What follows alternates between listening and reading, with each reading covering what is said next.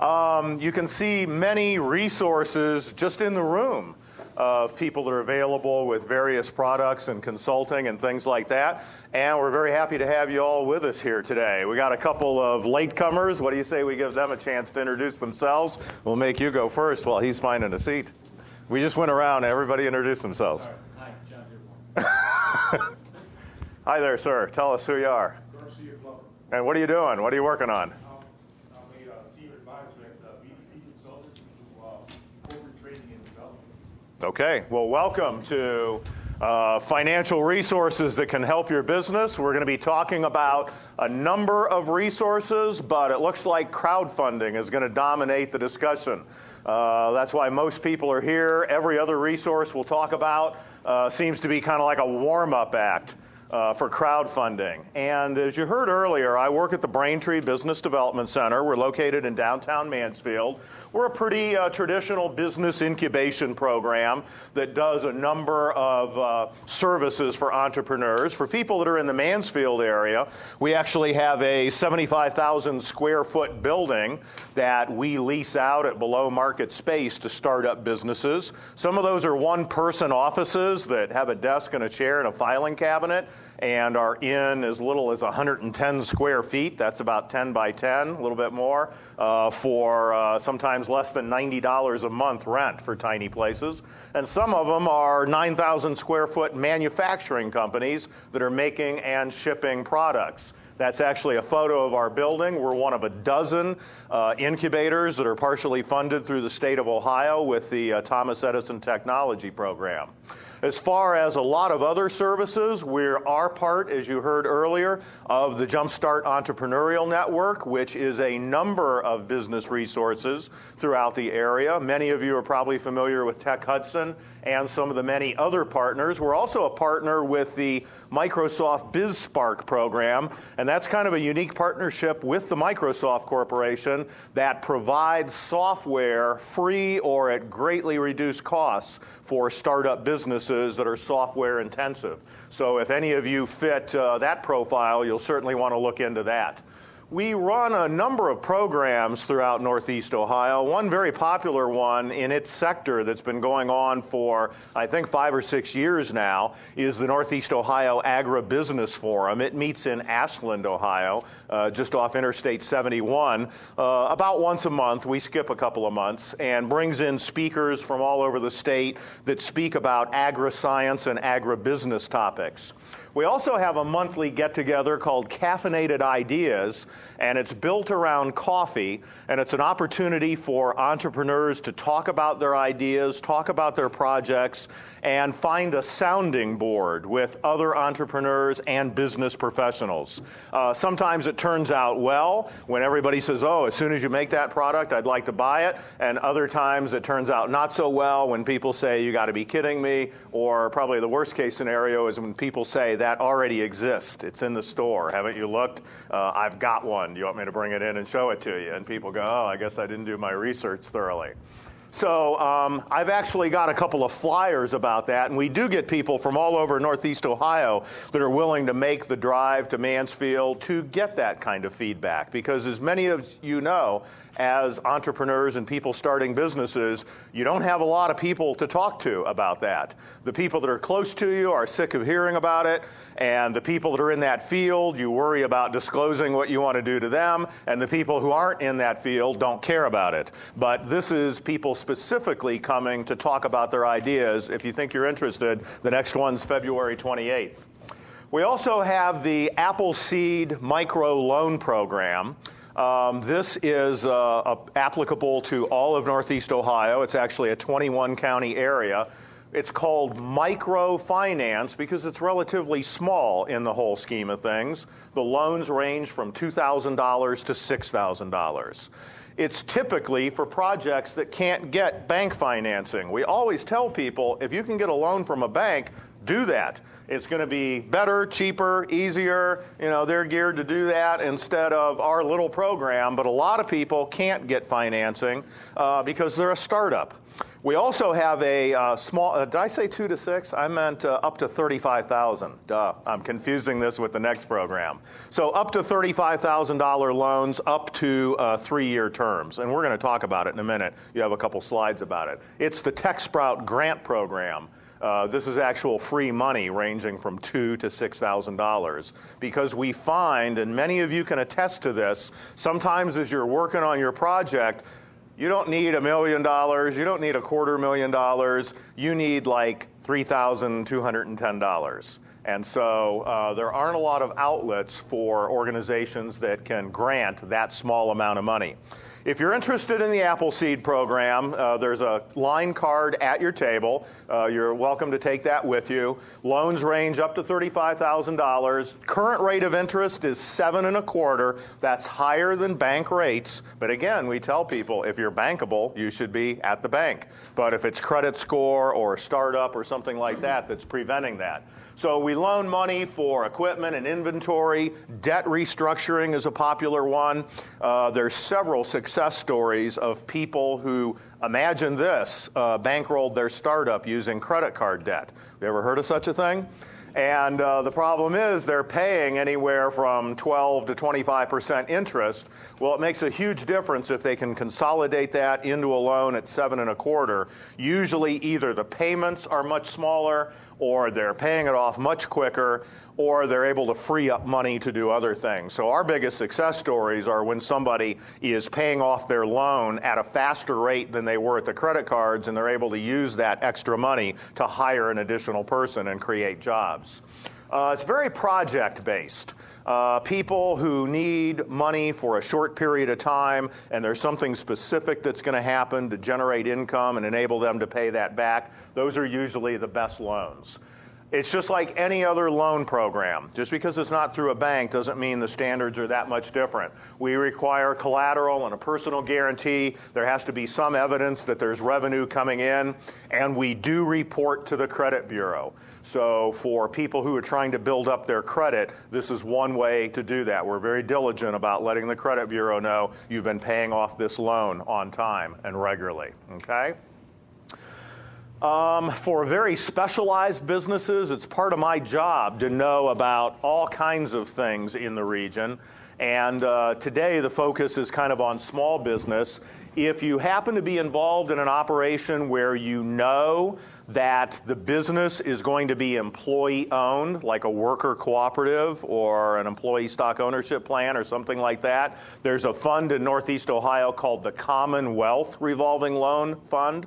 It's administered by Kent State University's Ohio Employee Ownership Center, and it's specifically for employee-owned businesses. I brought along a couple flyers of that just in case that applies to anybody. Usually there's not too many startups that are going that particular route.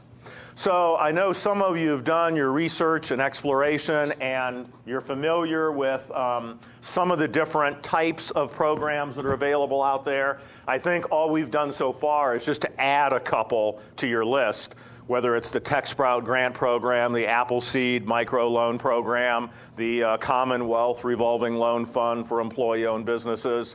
Hopefully you did hear Christine from the Treasurer's Office mention those programs. Those can be very useful, often in connection with other financing. So if you have questions about that, please see her afterwards. And just a word for the future, the Treasurer's Office programs could constitute an entire presentation here someday in the future about the various efforts that are underway to help small businesses. So I kind of told you some of those things, like what Braintree does. A few of the programs we're involved in are almost like a warm-up act for crowdfunding, which is all the rage these days. Everybody's been hearing about it. Some people have delved into it and understand it. Other people, it's kind of a mystery how it works. What we're going to be doing now is kind of walking you through, here's what it is, here's what it isn't. We're actually going to be going to crowdfunding sites and seeing what those platforms look like. We're going to see a couple of their promotional videos that help explain the concept probably better than I do. And we're going to find out that most crowdfunding campaigns are based around a pitch that usually involves a video, and we're probably going to look at least 3 or 4 different crowdfunding pitch videos so you can get a feel for how people put these together and actually appeal to people to contribute, okay? Any questions or comments before we start down that path? You and then you. I just was wondering, what is the definition for rural? It appeared on a lot of the other slides. It has to be in a designated rural area. It doesn't have to be a rural business. It doesn't have to be farm or anything like that. So for example, there's only a couple of areas in Cuyahoga County that are designated as rural. About half of Summit County, a large part of Stark County, almost all of Portage County. Then as you get farther south, those counties are all considered rural. Now that's where the grant came from, the U.S. Department of Agriculture, and that's what it's targeted at.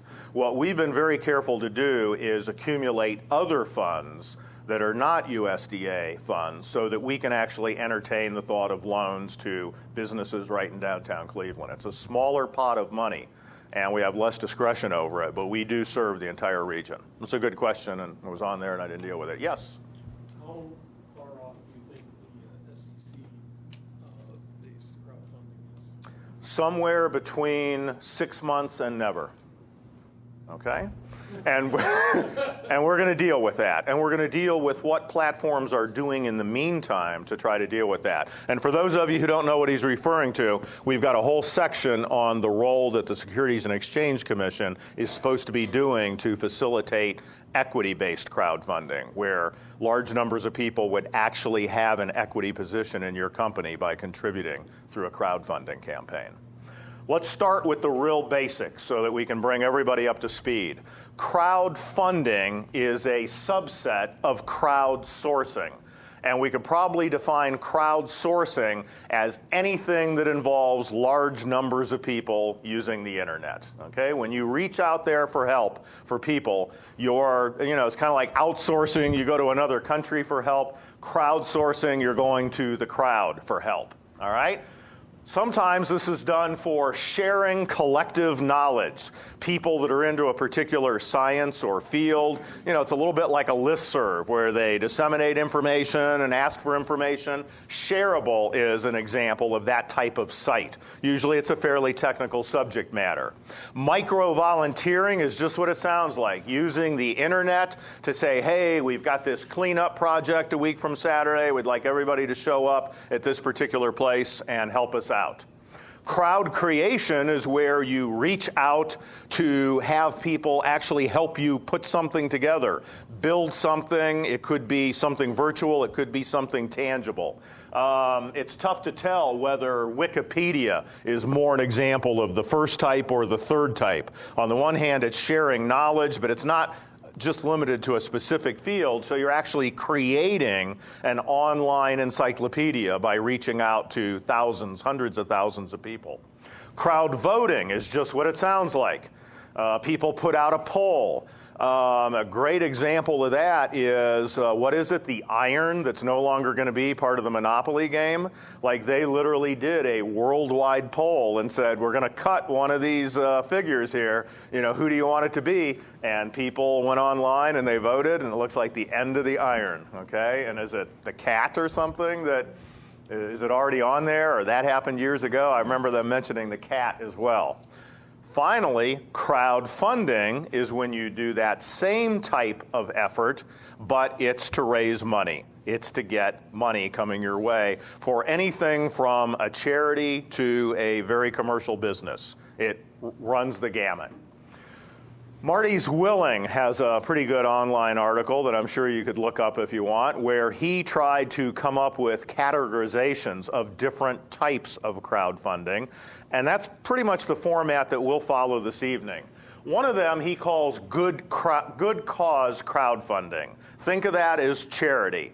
People go online and they say, we're trying to do this, we're trying to create a soup kitchen, we're trying to create an adult learning program, whatever it might be, and we'd like your help. And sometimes people do that because they think it's a good idea. Sometimes there's some little return involved, a nice prize or a print or something like that. But rewards-based crowdfunding is more based on that sort of prize or premium or reward that people would get. Some of the earliest crowdfunding was done by visual artists and particularly musical artists who had a fan base and went out on tour and had people that saw them, and then they wanted to record a CD. And because they were not with a record label, there was nobody who would front the money for the CD. So they had to do it themselves. So being an independent artist or part of the indie music community meant they were on their own to come up with this. So they would use their Facebook page, or back then MySpace and other social media, to say, hey, we're going to record a CD. We need $12,000. If you contribute $50, we'll give you an autographed copy of the CD when it's available. So if you were a fan of some small band like that, you'd probably consider that a pretty big deal, to help them record their CD, get the CD yourself, and have it autographed by them. What if they became megastars someday? One of the more long-standing sites is called Indiegogo, and I'm sure many of you who have done your research on crowdfunding have come across that. It's called Indiegogo because it was started for indie music artists, independent recording acts, so that they could they could get started in their careers and record that CD. So that would be considered rewards-based crowdfunding. An artist might give people signed numbered prints or something that hopefully will be something that they'll cherish in the future. Pre-order crowdfunding is used for more commercial businesses, and it's just what it sounds like. Many of you know that you could probably start business tomorrow if you had the money for the initial order or the first round of inventory. So essentially what you do is pre-sell it. You put the word out there that, hey, we're ready to go to manufacturing. Here's what it's going to cost. As soon as we get $15,000, we'll go into production. And if you contribute $50, you'll get one of these. It's going to retail for $89.99, but you'll be able to get it for $50 by pre-ordering it now. Okay? That's another very popular usage of crowdfunding. Debt-based crowdfunding is where people contribute money and it's pooled together to become a loan, and then with the expectation that eventually that loan will be paid back. So people could theoretically make a small amount of money off of that if it's successful. Equity-based crowdfunding would be where people, by their contribution, own a small piece of that business, and as that business prospers and make a profit, just like any stockholder, they would receive a dividend on that. Okay? So Marty Zwilling is the guy that said, here's what crowdfunding looks like today, and I think he's done as good a job of describing it as about anybody.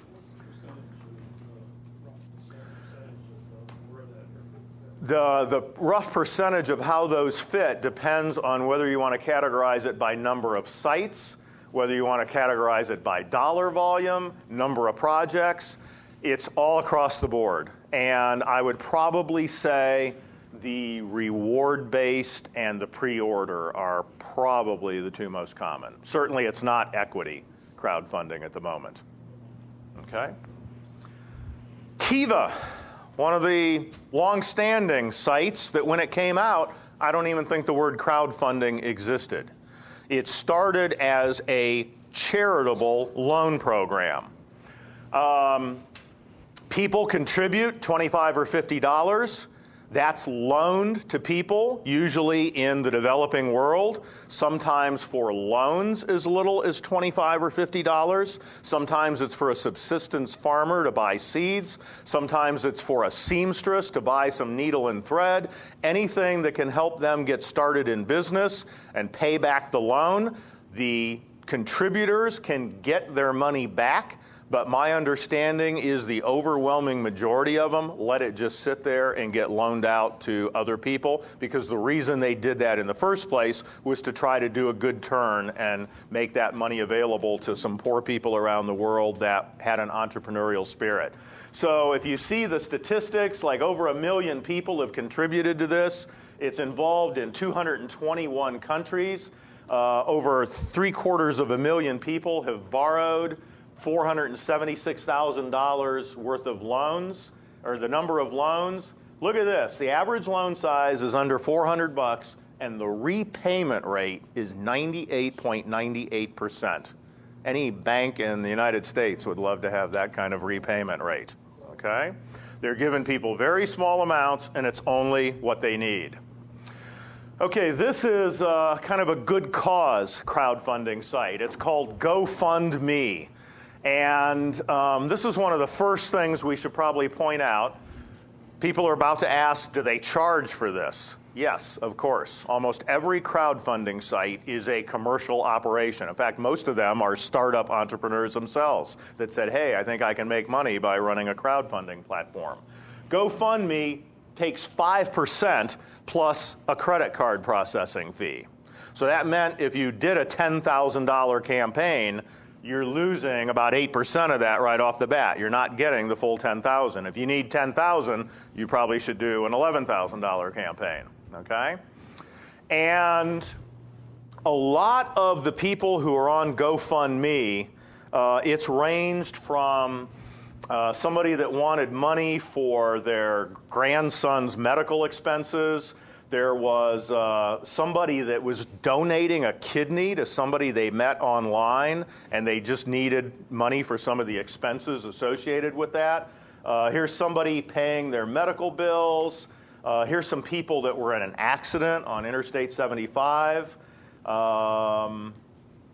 Here's a family, more medical stuff, a lot of medical stuff. Here's somebody that wants to do volunteer service in Mexico.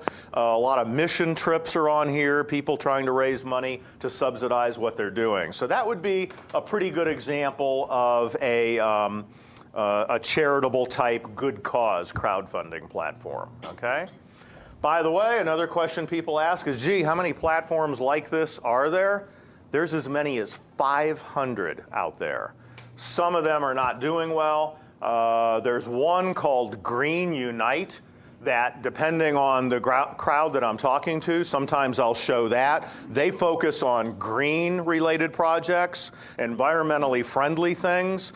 When I go on that site, it shows this has been 0% funded. This one is 0% funded. This one is 0% funded. I've not yet seen $1 contributed to that site. I'm not sure how much longer it's going to be online.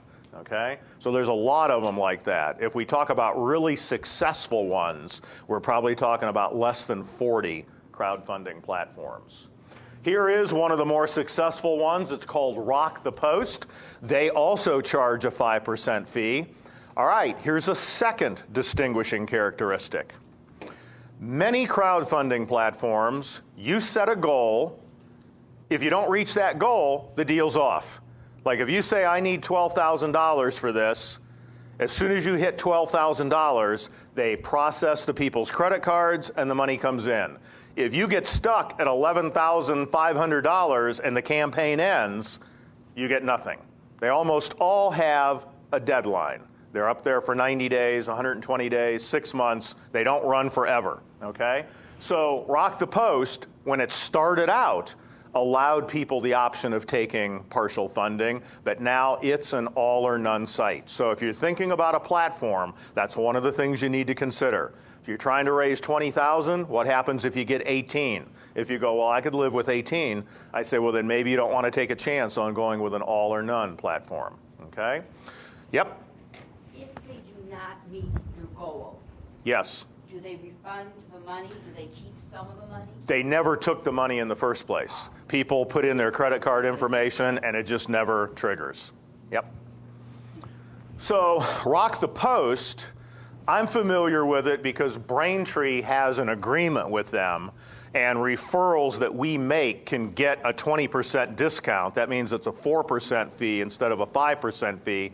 I'm not in any way recommending them over other sites because you still have to consider the overall fees, the all or none, the people that they reach, what the nature of your product or service is, but it's just something to keep in mind.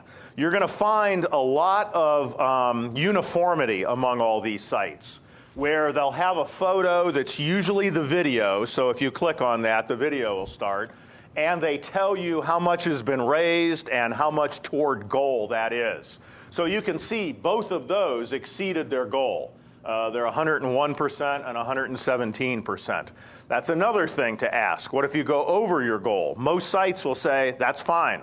If you wanted to raise $20,000 and you raised $25,000, as long as you've got a good use for it, we'll do that. They still collect the fees, so it's to their advantage, too, to have you raise more money as well. Rock the Post has done a pretty good job of telling people who might want to do crowdfunding what it's all about, so I'm just going to play that for you. Crowdfunding is a great solution to help you gain access to funds. Crowdfunding is basically fundraising, but with built-in social media and sharing tools to help accelerate the process. It's like fundraising on steroids. Once you craft a killer pitch for your project and launch your post, start spreading the word and be bold.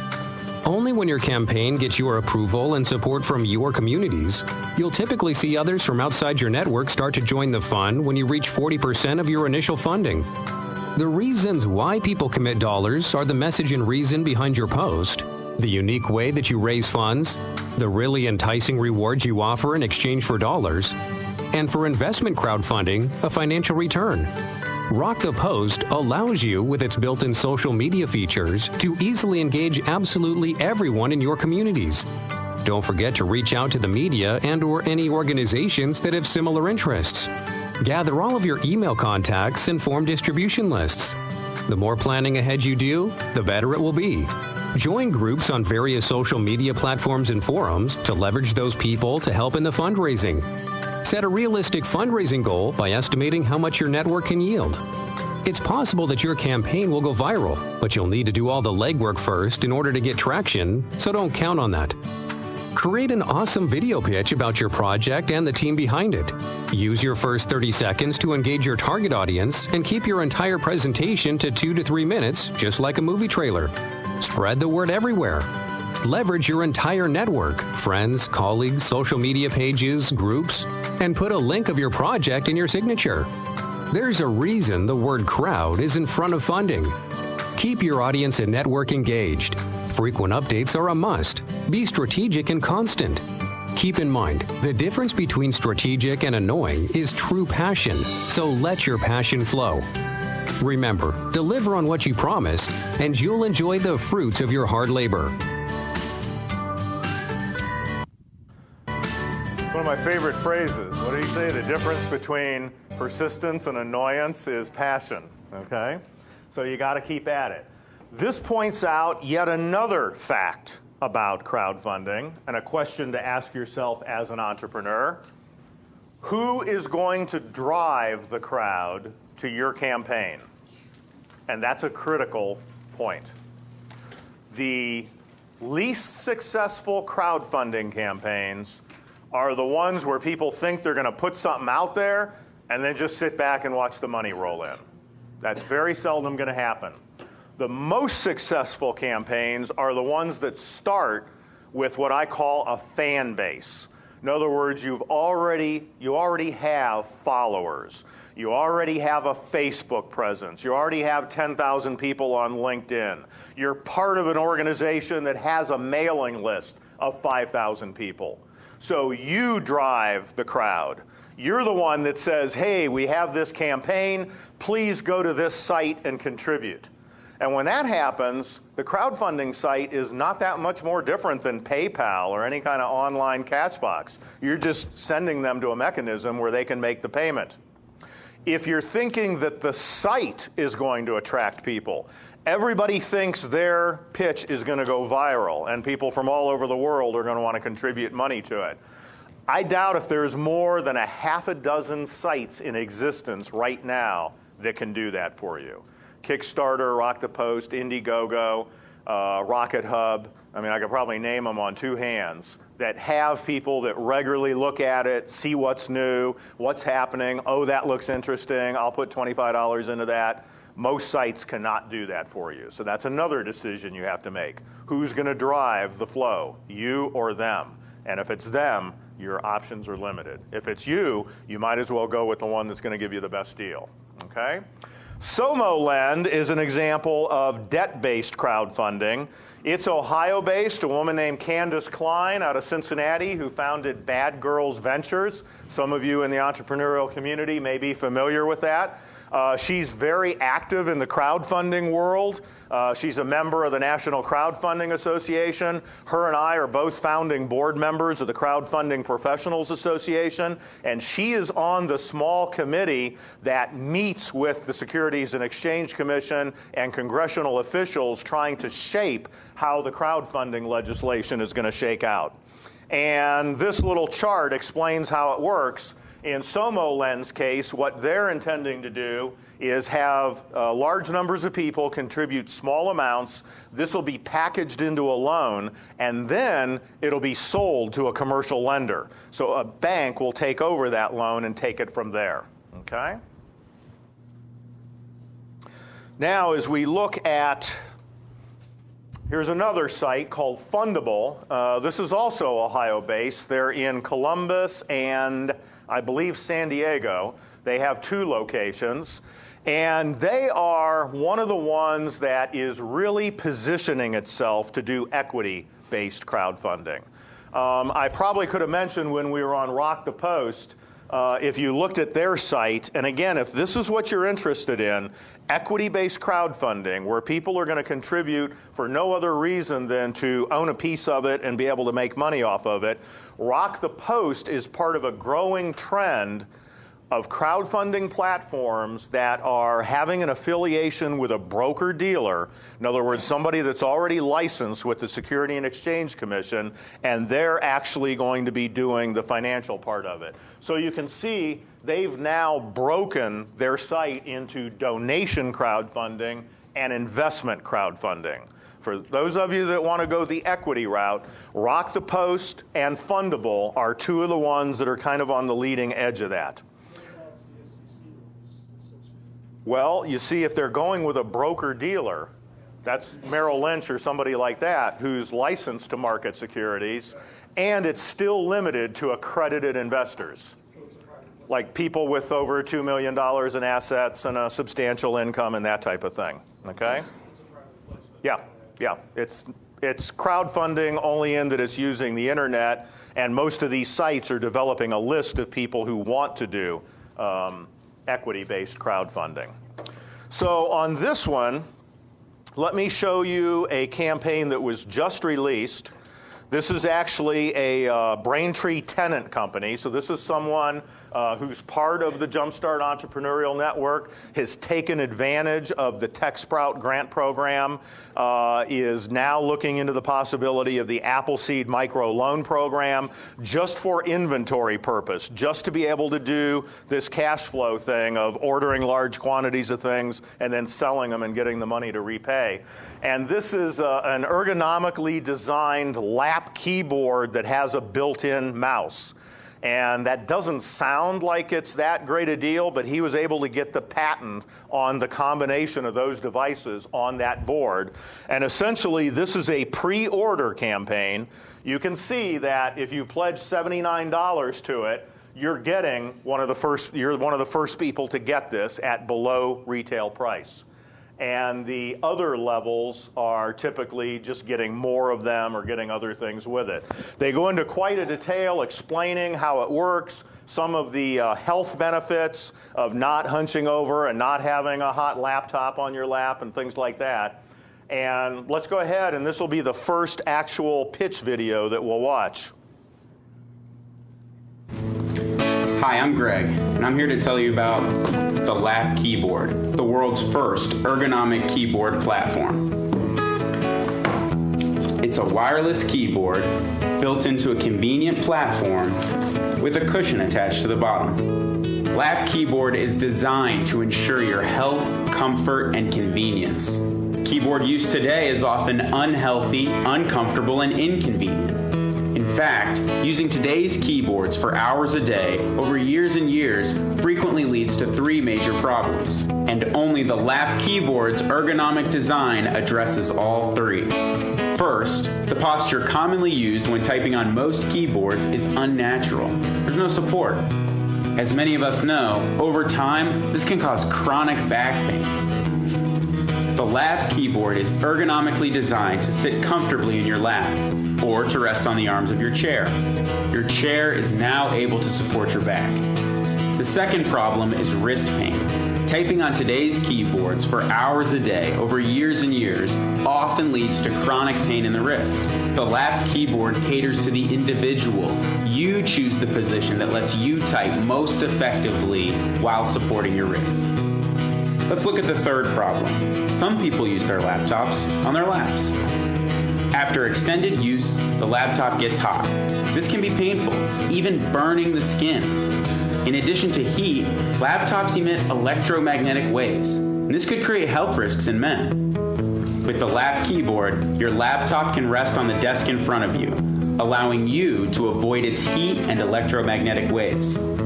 Only the lap keyboard's ergonomic design addresses all three problems. 1, your back is supported. 2, your hands and wrists rest comfortably as you type at your own preferred angle. And 3, your skin is not being burned by a hot laptop. And this is the coolest part. The lap keyboard actually gives you a comfortable way to browse the internet on your large screen TV. The lap keyboard is compatible with Google TV, PlayStation 3, and Xbox for internet browsing purposes. Lap keyboard is a registered trademark. It's patented, and it's already in production. Please help us bring the lap keyboard to the world. So that's what the campaign looks like. If this is something you're thinking about doing, everything that you're going to do is on here. The video, the explanation, the pitch, maybe some other photography, the reward levels. In other words, what are people going to get for their contribution? These are all decisions you have to make. This campaign was just launched. In fact, you can see it's got 54 days to go. This is a 2-month campaign, 60 days. So he just came out with it last weekend. You're the first public group of people to see this on this kind of a seminar. Okay? Any questions about what he's done here? Yeah, I'm just looking there. I see the 7% funded, 9% or 9 backers. What are followers?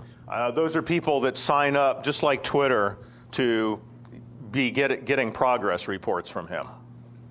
Like they're following, just like you'd follow somebody on social media. He's only got $447. Incidentally, he had this on, I think it was the Today Show a couple weeks ago. He did? Really? Okay. Wow. That's pretty impressive. They have a section of new things. Okay. Man, I know he was at the Consumer Electronics Show in Las Vegas, so he might have very well gotten some national press through that. Quick Kickstarter, kind of the granddaddy of them all. In fact, sometimes people actually call crowdfunding Kickstarter. I mean, I've heard people say, yeah, I'm going to go online. Oh, you're going to do Kickstarter? And they go, yeah. Even though they're not doing Kickstarter, they're doing something else. It's kind of like Kleenex. Somebody's got a box of Puffs, and they say, oh, can you hand me that Kleenex? Okay? So Kickstarter is also an all-or-none platform. And so you need to reach your entire goal. It has a geographical thing in it. So you can see it says Cleveland, Ohio. That must be where the internet terminus is for this library. When I do this in Mansfield, it says Norwalk, Ohio, because that's where Time Warner's switching cable is. And so that means the ones it's going to show you are all in Cleveland, and there are various people in this area. If you keep going, you'll see some Akron ones and maybe eventually a Hudson one. Cleveland's first T-shirt truck, the Bright Winter Festival. Here's something about the Foster Adopted Child program. It's a book that somebody's writing that foster children can read and be excited about. And then somebody's producing a horror movie. So a wide range of products, but there are some businesses that use Kickstarter as well. And let's watch one. I used to think this was a pretty good example of a crowdfunding video pitch until I found one even better. And I've used this as an example. It's relatively short. We recommend these be less than 3 minutes.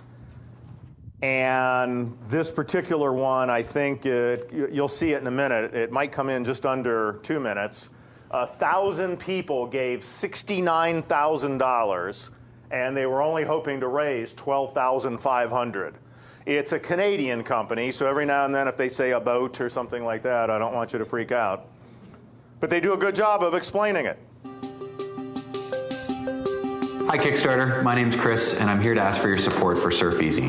SurfEasy is your own personal web browser and virtual private internet connection that you can carry in your wallet and use to protect your privacy and online freedom on virtually any computer or network. You simply plug SurfEasy's unique high-speed USB key into any Mac or PC, enter your password, and we automatically open your own personal browser and set an encrypted connection out to the web, ensuring that no one can monitor or block access to your favorite sites like Facebook, YouTube, or Twitter.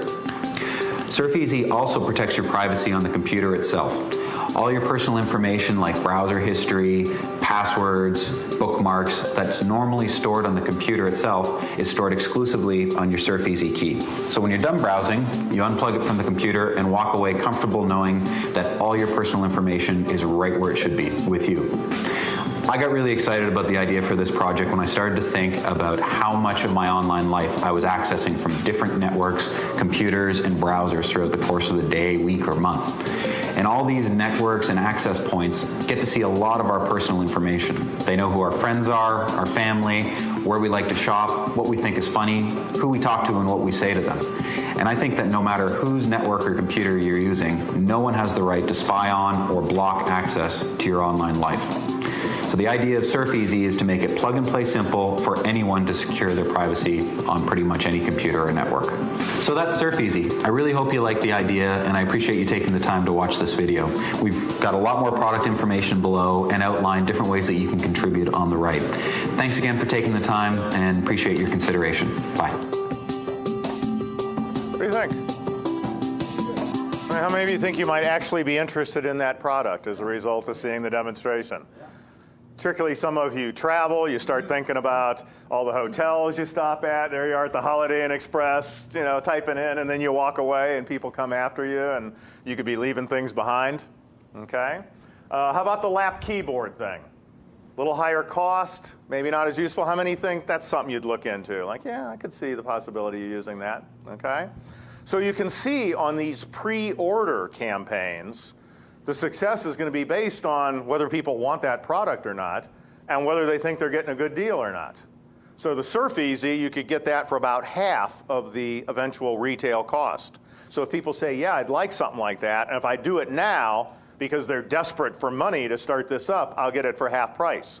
Remember, there's always the possibility that the thing's not going to happen and you've lost your money, but you're willing to take that chance. Yep? Is there any Consumer Reports type comparison of all of these websites yet? It's so new that that kind of rating system hasn't been developed. But people within the industry are starting to find out. But are you saying like the credibility of the site themselves or the success of the projects? I mean basically everything. Okay. Just, here's a listing of all of the available websites to date. Here's the consumer ratings, evaluations. Let's just say every site is taking every step possible to eliminate fraud or crazy ideas or something that's not going to work. And the larger the site, the tougher that job is with the volume of things coming through. Yeah. I mean, for instance, a friend of mine was looking at funding something through Kickstarter, and he said, geez, it looks like they want 15% of all the contributions as their fee. I don't know if that's true. It's more like 8%, but it could be some credit card processing fees and things as well. Yeah, it's probably not 15, but it could be close to that. Okay. Yes? You said you didn't lose your money. Because I said, what happens if they don't get the amount of money? And He's talking about they do get the amount of money. They raise the $15,000, the entrepreneur gets it, and then for whatever reason, they're not successful with the business. The business fails. Oh, Then you've lost your money. Okay. Yeah. If it doesn't reach its goal, you don't lose anything yet. What I saw, the first Christie Street is the first hardware-oriented For those of you in the back, he's talking about a hardware-oriented site.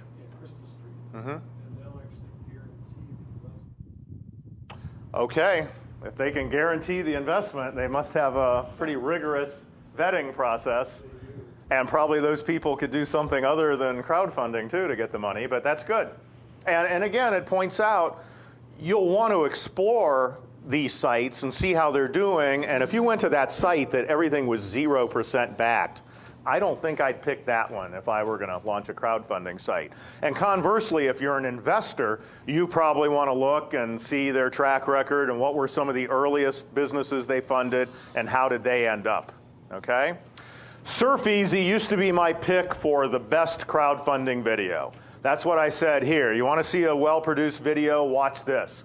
Sometimes we get so used to media, we don't even notice the camera angles, the shots, the graphics, the background music. I mean, that was a professionally done video. This is now, at least as of the moment, my favorite video for effectiveness. A product called Goldie Blocks. It's an engineering-oriented toy for little girls. She wanted to raise $150,000. She raised $285,000. You'll see why in a minute. Hi, my name is Debbie. I'm an engineer from Stanford, and I was always bothered by how few women there were in my program, so I've decided to do something about it.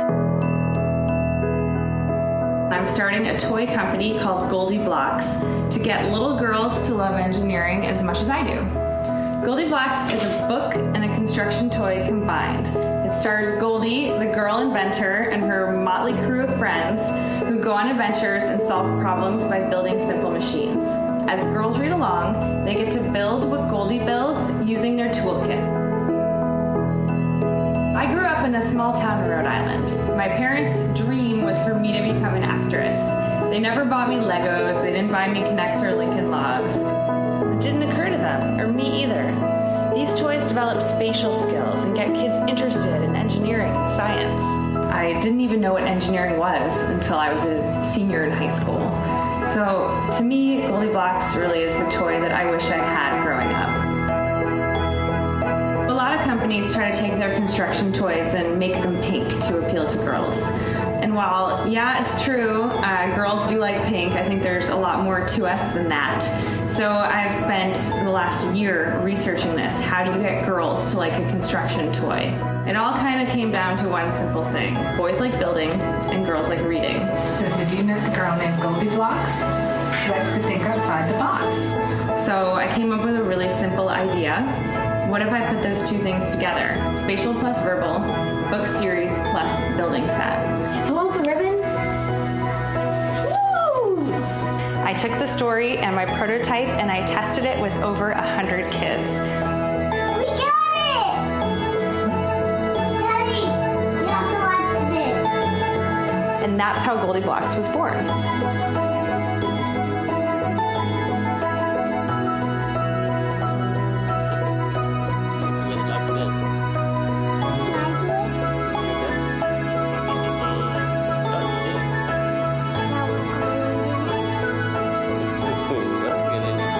You want your little girl to play with Goldie Blocks? Because as much as she likes dress up and princess stuff, and don't get me wrong, I like that stuff too, there's so much more to her than that.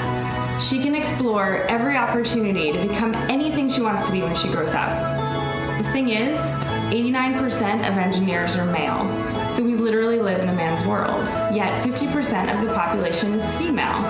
So if we want to live in a better world, we need girls building these things too. We need girls solving these problems. This is Goldie Blocks. This is the one sample I have from the manufacturer. I have spent my entire life savings and I have pulled in every favor to make this happen. You buy this right now on Kickstarter, I will hit the green light and I will go into production. The thing is, the minimum order is $5,000. So help me buy these for your daughter, your niece, your friend's daughter. Any girl you know is so much more than just a princess. That is how it works. Help me build Goldie Blocks so that our girls can help build the future. Thanks for watching.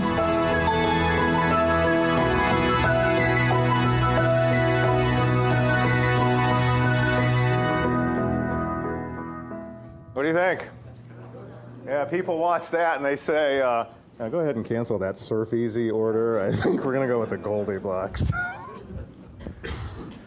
Also, people see that and they go, wow, that's what I'm up against in terms of getting people's money. But you can start to see the elements here.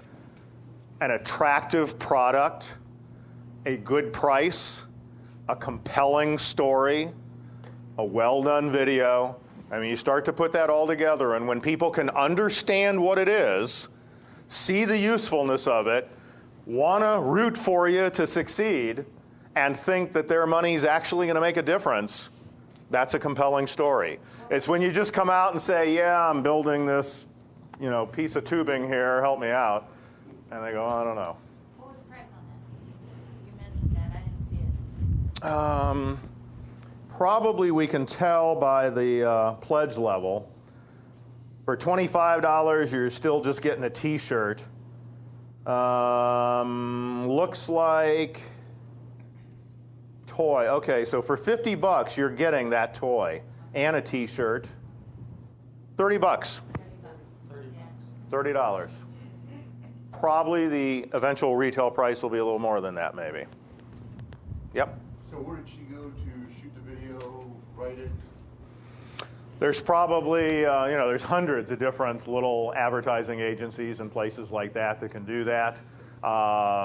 There's one, the lap keyboard guy had that done in Columbus. Next Wednesday at 1:30, I'm meeting with a guy in Mansfield who does this. And I've already seen some of his videos. And, I want to meet with him and get his pricing structure and things like that. I'm familiar with another company in Northeast Ohio that'll do a basic video with sound and camera angles and things like that. I think $2,000 is their price. I'm pretty sure the guy I'm about to talk to is less than that. And he emphasizes more the compelling story. Like he's saying you don't have to spend that much if the people know what they're talking about and they're compelling. Probably the Goldie Blocks lady, I think you probably could have just put her in front of a wall and have her tell the story and hold it up. And I think she would have been more successful than many campaigns that are out there. So the visual elements are certainly important. The story is the most important element, though. You just saying, look, folks, here it is. Here's what I'm trying to do. I was going to say that we did some videos for our website. Yep. Some things on that. And we went and put it out for bid with a group that we had, and we got a group out of Poland that did extremely cheap. Okay. Like what's extremely cheap? Oh, if you're saying like 2,000, we get it out of Poland for $200? $200. Poland, the country? Okay. The guy was out of Poland. Yeah, okay. And, if we had a lot of time, I could show you a lot more videos that people filmed in their kitchens. Sometimes they bring in a student crew to do this. Some of them are okay. I've seen a couple of really bad ones where apparently they didn't even have a microphone, and they're using the mic on the video camera or something like that. So it runs the gamut. All right, we're going to enter a new segment here, talking about the Jobs Act and equity-based crowdfunding. Leftover questions or comments from this segment where we took kind of a whirlwind tour through some platforms? Yes? You only quote from one source as far as somebody that Weisel or whatever his name was? Yeah. Marty's Willing? Willing, okay. Is that a book that you would recommend people looking at? It was just a little online article. It was just like a blog. Okay. And that's, the whole thing was 2 pages. Occasionally I've printed it off and given it to people, but I found a couple things more timely. You do have 2 articles that I gave you at your table that you can take home and read. One is specifically about the SEC dragging its feet, and the other is how this guy envisions the future of crowdfunding and how it'll shake out in terms of different categories. Okay, big thing happened last spring. I think April of 2012. Congress, both parties supported it, passed the Jobs Act, and that stands for Jumpstart Our Business Startups Act, okay? If you hyphenate words, then they don't go into the acronym, so that gives you more flexibility in trying to make the words mean something. And it had a component in there to allow people to use a crowdfunding platform to invest in a business. So that would be just like the Goldilocks lady saying, if you give me $100 now, you will own 0.1% of the business. And when we go into production and make money, you'll make money right along with me. Okay? It required the Securities and Exchange Commission to make 3 major changes in the existing regulations. One was there are currently restrictions on advertising equity ownership in companies. You've probably heard enough mutual fund commercials and things like that where they say this is not a prospectus, this is not an offer to sell, it's merely an informational piece telling you about these opportunities. In other words, they're not actually on television somewhere selling ownership in a company. That would have to be removed because obviously that's exactly what that person is doing in the video. Okay? The second is change who could qualify as an accredited investor. Bring it below the threshold of $2 million in assets or $200,000 a year and allow middle-class people, essentially, to be able to invest in projects. Okay? The third thing that would have to happen is the reporting requirements of companies that are publicly owned. Much of this is due to the Sarbanes-Oxley Act. For a startup company to have to do that kind of reporting would just be undoable, and it would probably bankrupt any struggling company that tried to do it. So that would have to be removed. April, the bill was passed. The SEC was given the task of making these changes by December 31st. None of that happened. None of them have still happened. There has been one rulemaking that's been done and open for public comment, and that was simply to remove the advertising restrictions. This is actual video footage of the SEC at work here. Those are 3 of the commissioners that are on their way back in session. Okay? It has just not been happening. That one thing, this is probably more wordage than you want, but the thing about offering the products, advertising the products, they have proposed amending that rule, and it's in progress right now, the public comment period, and to be changed. But it still requires accredited investors, and it still has the reporting requirements. So that's only dealing with 1 out of the 3 issues. All right. Here's the challenges that we see as of now in crowdfunding. And some of you have already brought up some of these. Fraudulent entrepreneurs with a slick video. That's easily believable, isn't it? Somebody says, oh, watch this. I'm going to talk people into contributing to this. You know, let me just, hand me a jump drive. Yeah, we're going to tell people this is, you put it in and all your information is there and you're safe. Yeah, I'll just be real serious and get me a desk. Oh, and a brick wall behind me. That'll look good. Yeah, somebody could deliberately perpetrate fraud. Obviously, the platforms are constantly on the lookout for this and requiring more and more backup information to substantiate it. Probably even more common is well-meaning people simply aren't able to accomplish what they hope to do, even with the money. You all know the success rate of new businesses, right? Like about 10%. So why would crowdfunding be any different? It would stand to reason that 90% of all the people that do their business plan, do the crowdfunding campaign, get the money, go into business, might fail as well. So there's a lot of failure. Again, the platforms are trying to weed that out and take a good look at it. Look at this one. Unsatisfied investors can dispute their transactions. I don't know if any of you have ever had to call the credit card company and say, I've tried to deal with these people, just like reverse the charge. I did that once. It was Sirius XM radio. I bought a new car. It came with it for 6 months. My wife really liked it. I thought I'd surprise her and sign up for like a 2-year subscription to it. Meanwhile, our car kept breaking down, and we ended up having to sue General Motors under the Lemon Law when it broke down the 4th time. And then as an afterthought, I called up Sirius XM and I said, oh, by the way, I have a 2-year contract that's supposed to start in a couple of weeks. We just turned the car back into General Motors. Can you cancel that? And they said, yeah, sure. 6 months later, I was still calling them and say, this charge hasn't been taken off, and I'm not using it, and I don't have it, obviously. And they kept saying it was in progress. And finally, I just called up Discover Card and explained it to them, and they said, we're terribly sorry, we'll wipe that out. 1 week after they wiped it out, then SiriusXM got on and made the change and all of that. Could you see people doing that with crowdfunding? You know, like I paid $50 for these Goldie Blocks things, and on the video it made it look like, I didn't know it was cardboard. You know, this is ridiculous. I want my money back.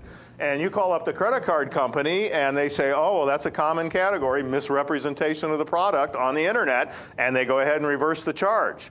Well, the charge is reversed to the platform. Remember, they already gave the money to the entrepreneur. So now suddenly Kickstarter or Indiegogo has $20,000 worth of charges reversed and catching them by surprise. So that's kind of a serious thing in the industry as well. And this last one is nothing new. Anytime you're putting your credit card information out there, it's subject to risk. More and more, I worry about that thing where they ask for the 3-digit code on the back of your credit card. I'm thinking, man, I hate to be, you know, telling people that on the phone or putting it on an online thing and hitting submit or whatever, okay? So crowdfunding platforms give you just one more venue for that kind of stuff to happen. Due to some of the things that are going on, Kickstarter has recently made some rule changes. They add a section in their application now called Risks and Challenges. So you have to be pretty honest about, well, here's what could go wrong, or this is subject to that, or if we're not able to overcome that, the product's not going to work. They also now require submissions and graphics and sketches and things like that. I actually think it was something like the Rocket to Mars project that caused them to do that. Somebody had a campaign where they were going to start doing like a regular shuttle back and forth to the moon or Mars or something like that. And then it turned out, you know, it was in the very early planning stage, let's say. And so now for something like that, they're going to want to see some drawings. They're going to want to see that it's something other than an idea on your part.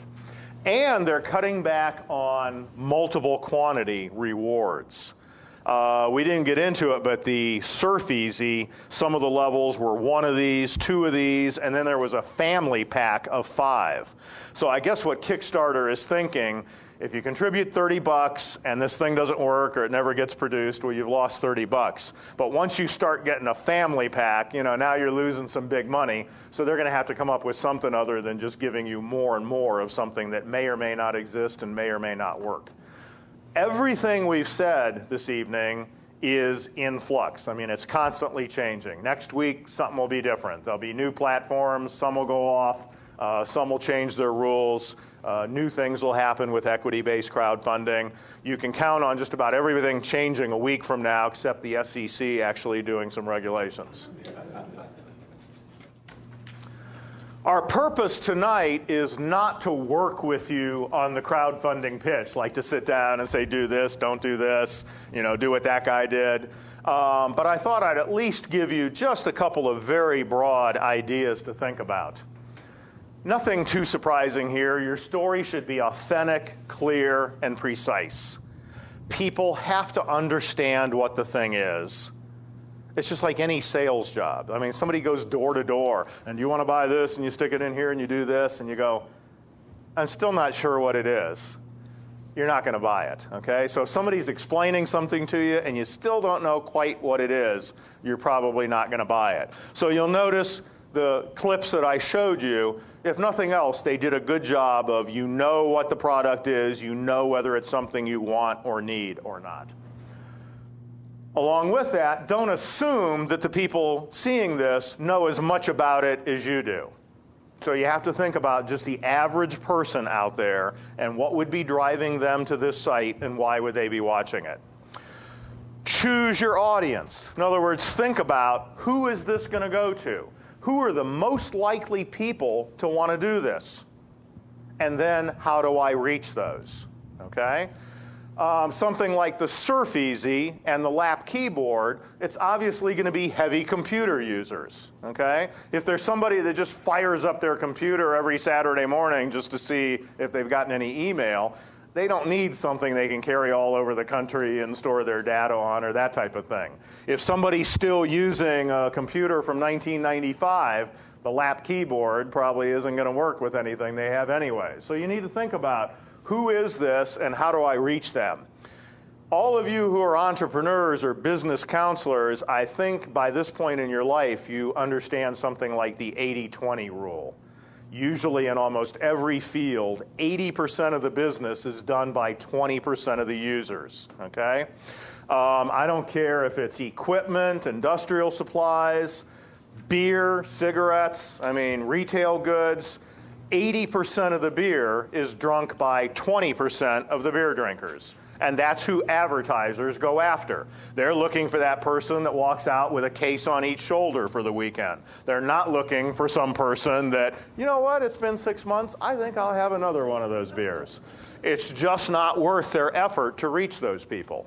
So crowdfunding campaign is no different than any other kind of advertising or promotion.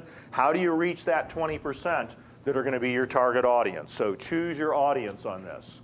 It always helps to show the investor what you already have. In other words, I've gone this far in any type of investment. It's good to be the last dollars in. Like everybody would like to see that, boy, this last $20 is what's going to put you over the top. That's why they kind of make such a big deal about the percent and the deadline. Oh, and by the way, 40% seems to be the tipping point. Projects that show up as less than 40% funded, people are reluctant to get in on that. They only have a third of what they need, and they only have a week to go. There's no point in getting in on that.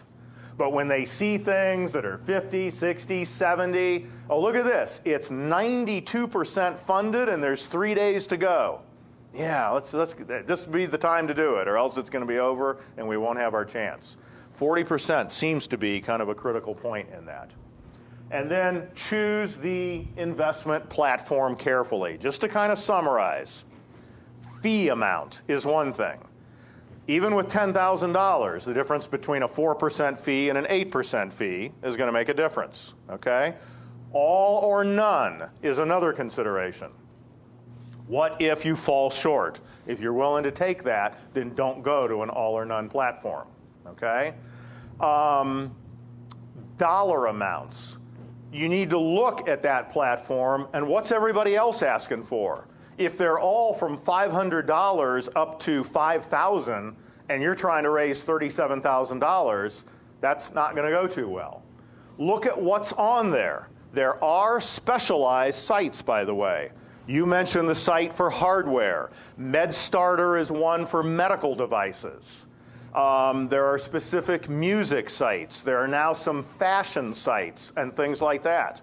So if you're trying to go with the flow that they can bring to you, then go with something that those kinds of people who are interested in that are looking at. Okay? Can you, along with like choosing your audience, is there a way to narrow it down to say if you just wanted to? No. But you can go with one of those sites with the geographical feature. Like when we looked at Kickstarter, the first 15 projects are all going to be in Cleveland because it's got that GPS thing built in. Now you can search any site, people from all over the world could see that, but it'll pop up first for people in that geographical area. So there is some filtering, but there's no way to deny access to people outside an area.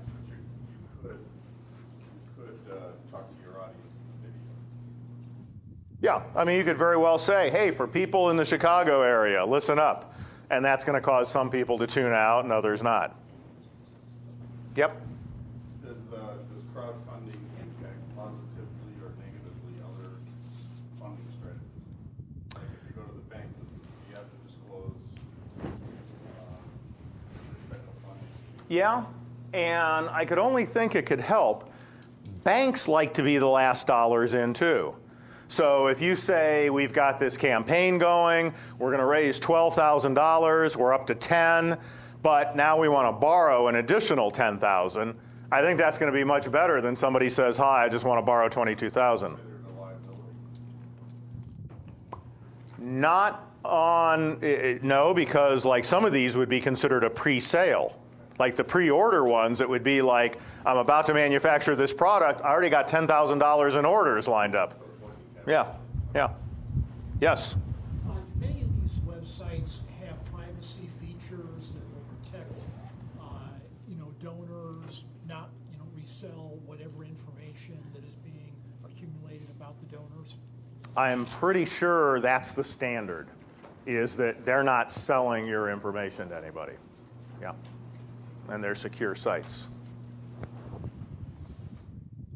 So, you know that I'm based in Mansfield. I have offices in Kent, Worcester, and New Philadelphia, and even Cleveland that I'm able to use to meet with people.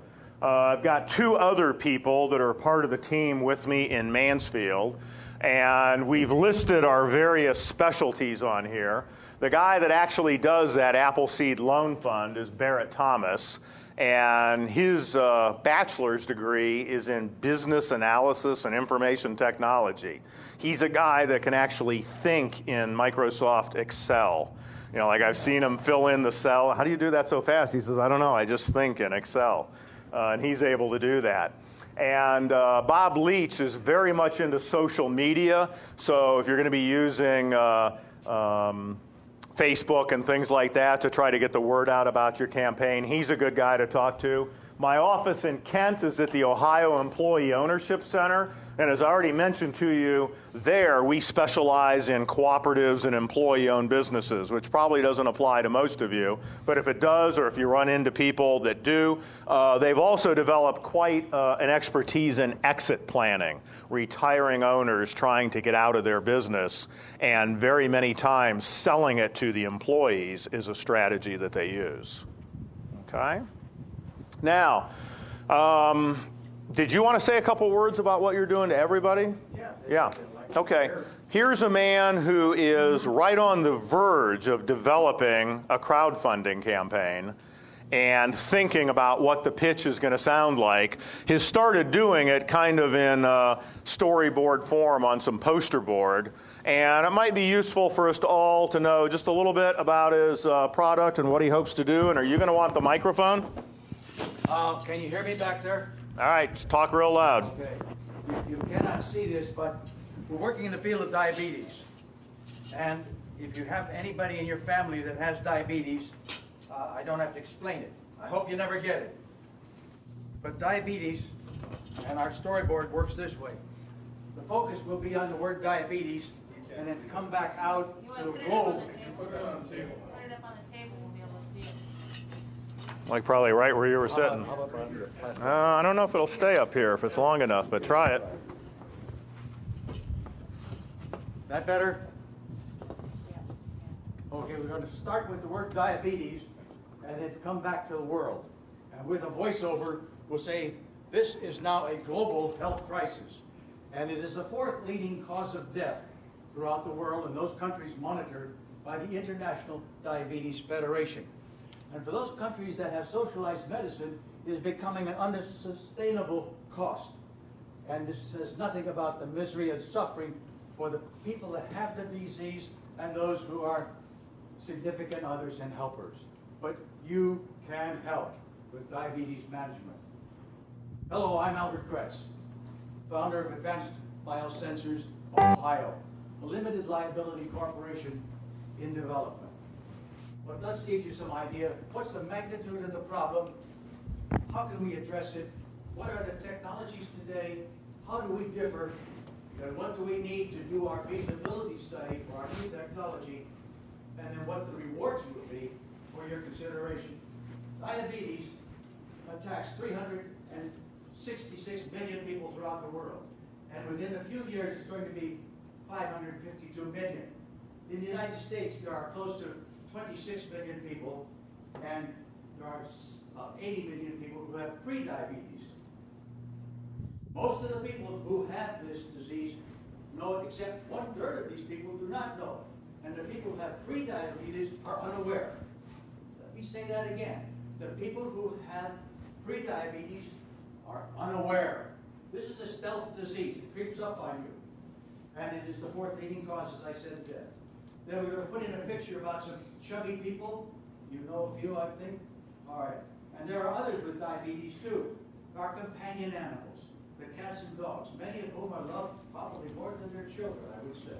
And we have some illustrations of that.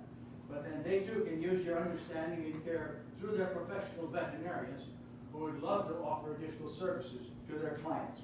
Now, what is the challenge? The challenge is really to identify the people and animals at risk. How do we do that? We use the state-of-the-art diagnostic technologies. There are three. The finger stick. You stick your finger, get a drop of blood, and you get a snapshot. You don't know whether you're going up or going down.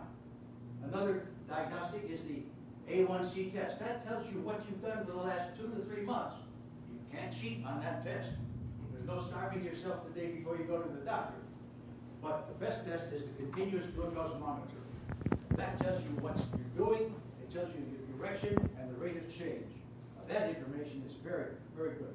It is a technical problem. And presently, the FDA has cleared 3 continuous glucose monitors in this country. They sense the glucose in the subcutaneous fatty tissue. You know what your fatty tissue is. I don't have to explain that to you.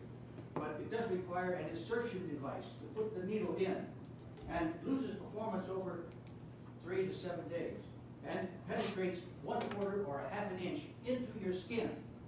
It is painful. It's about 6 or 10 human hairs thick, and it requires 2 to 10 hours before equilibrium.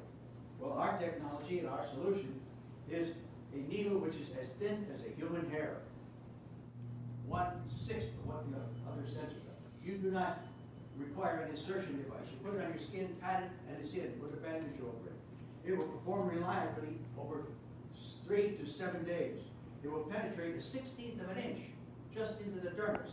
We are the first people to monitor in the dermis rather than the subcutaneous fatty tissue. You get a faster reaction because you have a rich blood supply and oxygen in the dermis. And it is painless. And I could demonstrate that for you. But we require less than an hour to reach equilibrium. Now, you can help us with the new microneedle. Will be part of a next generation continuous glucose monitor, which will be leading to an artificial pancreas. Now, we have a lot of strategic partners here in the Northeast Ohio area. We have over 20 of them. And we have this list, and I'm sure you can't read that, but it's available to you. Now, what we need about $60,000 for a feasibility study. And with that feasibility study and its use, we're going to use it for fabrication of the needle, processing, packaging, and sterilization. And we're going to use our friends in Steris out here in Mentor for that sterilization. That'll allow us to do our feasibility study, and then we have a small amount for operations. Now, what are your rewards? At the $100 level, we'll give you a certificate as a pioneer sponsor. At $500, you get a certificate, plus you will be able to purchase this unit at the federal government's pricing, which will be absolutely the lowest. Now, we have a little more available. If you have $1,000, you will be able to get the purchase at the government's price, plus we will throw in 10 years worth of consumable supplies. Let me repeat that one. 10 years worth of consumable supplies. That's about anywhere from $20,000 to $30,000. And if you want our champion at $5,000, you will get the full artificial pancreas system when it becomes federally approved. Now, I should tell you, it's going to take a little time. It's going to be at least 2 years before this is all available through federal approval after we get all of our funding. But you can become a pioneer sponsor and help us launch this next generation continuous monitor leading to an artificial pancreas. I want to thank you and tell you I've had over, well, I don't know how many years I've had in biomedical engineering, design, and processing for systems that have gone through the FDA.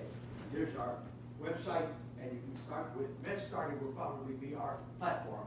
MedStarter, as Bob mentioned, is one of those that has flexible funding. It's not an all or none. So if I go out for $60,000 and I get $6,000, I'll get about $5,000. Any questions? Bob, thank you. Okay, you can see the considerations that go into this. The needle already? Yes, the needle's already developed. It's been tested at Case Western Reserve University in the biosensor laboratory. Dr. Gratzel has done that work. We have the data for that. And like they said, if Kickstarter wants to stay, we have all the material. You can kick the tires here. And site again is The site, He'll give it to you. Med Starter? well, that's. Oh, the platform, yeah. I haven't done that yet. They're the ones we're considering. But our website is advancedbiosensors.com. Advancedbiosensors.com. One more Google question that, here? And you see our website. Was there somebody else or not? Okay. Yeah. Yes. Unit price. Pardon? Unit price, you never mentioned that. The unit price for the. Well, unit price, we expect we're going to be competitive. Your pumps go out for anywhere from $5,000 to $7,000. Your supplies per year are $3,000 to $4,000. So 10 years is $30,000 to $40,000 worth of supplies. If your insurance company will pick up maybe 80% if you're lucky. And more are doing that because the justification is becoming almost self-evident. Good luck with that, and try to give the Goldilocks lady a run for her money, right? Yeah. Okay. Thank you. Let's watch one more. You know, I've shown you a couple of really the lights down. Shown you a couple of professionally produced videos. This is a lady from Columbiana, Ohio, just south of Youngstown. And this was basically filmed at her house. So in case you're thinking, you know, what if I don't want a major motion picture studio working on this? And we'll see what can be done on a lower budget.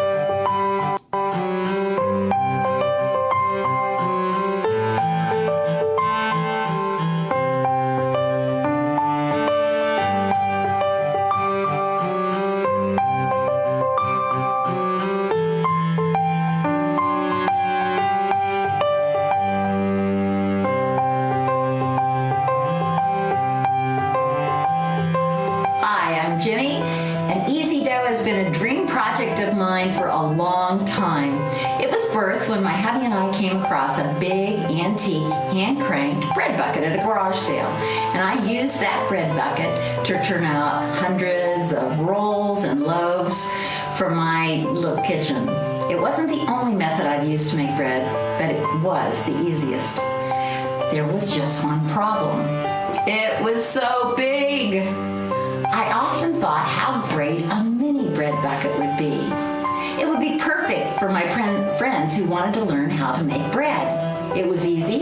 Just place your ingredients in the bucket, turn the crank for 2 to 4 minutes.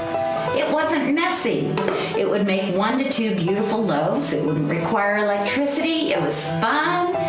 It would allow them to make bread for their family and friends, and it certainly couldn't cost too much. Well, those dreams are finally being realized. We've been in business since January of 2012, and already we'd like to improve our product with a redesign of our top brace through plastic injection molding. That will make our top brace more durable and more attractive. That's why I'm asking your help. I'm hoping Easy Dough will help you and many, many others explore and enjoy the tasty and beautiful world of bread baking. Thanks for watching. I want you to taste what you can do with an Easy Dough. That was a low budget video, and I'd say that lady did about as good as she could do with somebody that says, okay, it's rolling, I'll give you a half hour here and just charge you a little bit. And I'll put some music behind it, and we'll do a couple shots of your grandchildren, but that's about it.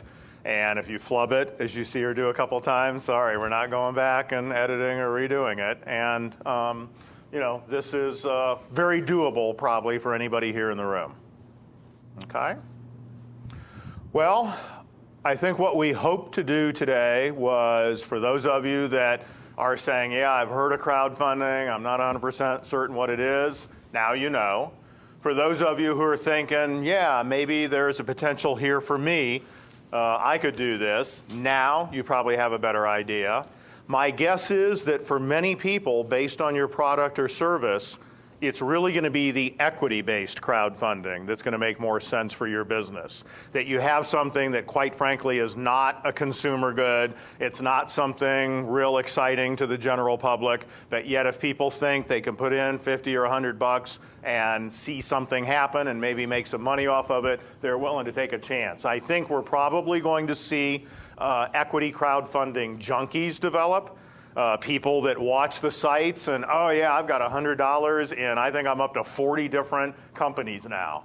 If just half of those end up doing something, this will be worth my while. And so some of you, that might be the appeal that you make to people that are looking around and what can I possibly invest in? And they'll find it to be fun to somehow be a part of many different companies. Yes? I would think you would also need a really good website. The more you can have, he said you need a good website. I mean, the more people are going to check into this and say, well, let me go to their site and see. I mean, I can tell you the first thing I did with SurfEasy when I saw that was go to their website and see what the price is so that I know whether $30 is more than it's supposed to cost or less than it's supposed to cost. So yeah, people will immediately, if they're serious about it, particularly in equity-based crowdfunding, go to your website. What's the largest target that you've seen a project? $1 million? Yeah. Christie Street, it was just a video phone thing. Mm-hmm. He didn't know he was going to get it, but he ended up with getting $328,000. Yep. There have been people who have asked for $40,000 and gotten $1 million, but there are actually people who are asking for $1 million or close to $1 million. Are you allowed to include any teasers that this debt may be convertible into equity later on, or would that be prohibited? I think right now any mention of equity falls under SEC regulations, and you'd have to be a licensed broker-dealer.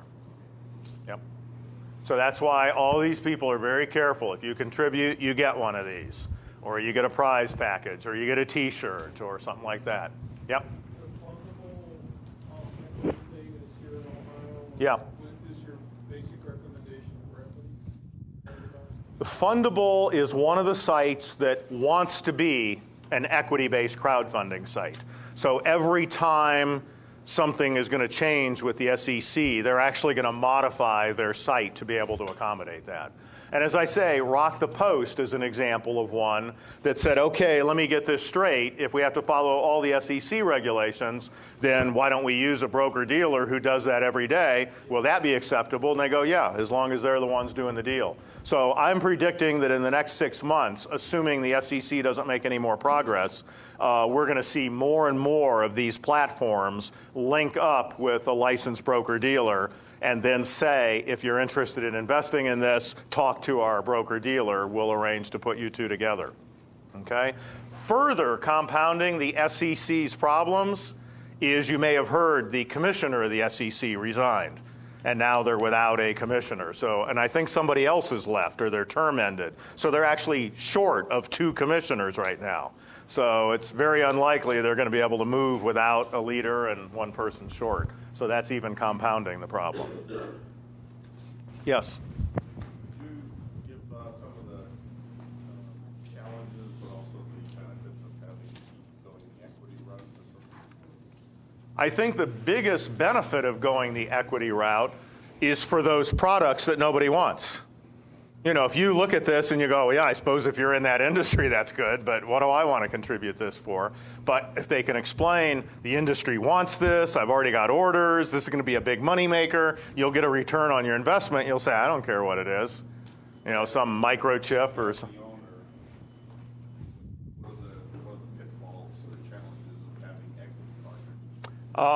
It's the challenge of having anybody involved in your business, like anybody that you're accountable to or might be looking over your shoulder. I think the benefit of crowdfunding is when people own 1/100% of a business, that doesn't give them much right to like show up in your driveway and, hey, are you sure you're doing this and stuff like that. Or at least let's hope not. I'd hate to see somebody get 1,000 investors and then wake up on a Saturday morning and see a traffic jam on their street and go, what the heck is going on? Oh, they're your investors. They're here to meet with you. It's also new. It's tough to tell how it's actually going to shake out. Well, hopefully this was helpful to you, or you learned something. There's a whole series of things here. If you haven't picked up the schedule, make sure you do so. And you want to say anything else about the next one or what they can look forward to? Some of you have been coming here regularly, I know, and if this attracted you here the first time, think about taking advantage of some of the upcoming presentations that are going to be